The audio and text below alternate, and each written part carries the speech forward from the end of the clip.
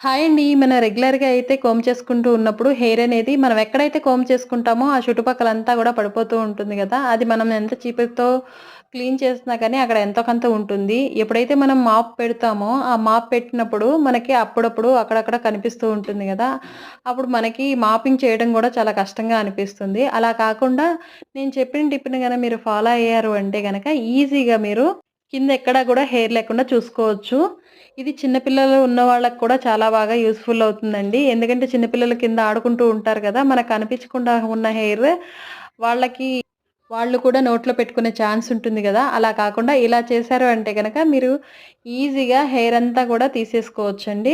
ఇది ఇట్లా మీరు మీ దగ్గర ఏదైనా సరే బూజు కర్ర కానీ లేదు అంటే గనక ఇట్లా వెడల్పుగా ఉన్నది ఏదైనా సరే తీసుకొని ఇలా డబుల్ టైప్ స్టిక్కర్‌ని వేసుకున్నారు అంటే గనక 2 రోస్‌లో మీరు లైట్‌గా ఎక్కడైతే మీరు రెగ్యులర్‌గా కోంబ్ చేస్తారో, ఆ ప్లేస్‌లో లైట్‌గా మీరు మూవ్ చేశారు అంటే గనక, అక్కడున్న హెయిర్ అంతా గూడా దానికి అంటుకుంటుంది.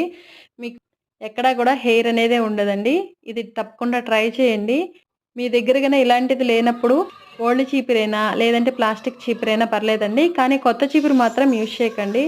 మీరు కొత్త చీపురుని యూజ్ చేస్తే అది మళ్ళీ పాడైపోయే ఛాన్స్ ఉంటుంది. మనం స్టిక్కర్ ఏసి తీస్తాం గదా! అది పాడైపోయే ఛాన్స్ ఉంటుందండి. అలా కాకుండా మీరు ప్లాస్టిక్ చీపురు కానీ, పాత చీపురు కానీ యూజ్ చేయండి. ఈ టిప్ అనేది మీకు చాలా చాలా బాగా యూజ్‌ఫుల్ అవుతుందండి. ఇది ఒకసారి మీరు ట్రై చేశారా అంటే గనక మీరే ఆశ్చర్యపోతారు. చూసారా స్టిక్కర్‌కి మొత్తం గూడా హెయిర్ అంతా ఎలా అతుక్కొని ఉండిపోయిందో. తప్పకుండా ట్రై చేయండి. నచ్చితే గనక లైక్ చేయండి, షేర్ చేయండి, సబ్స్క్రైబ్ చేయండి. Thank you for watching.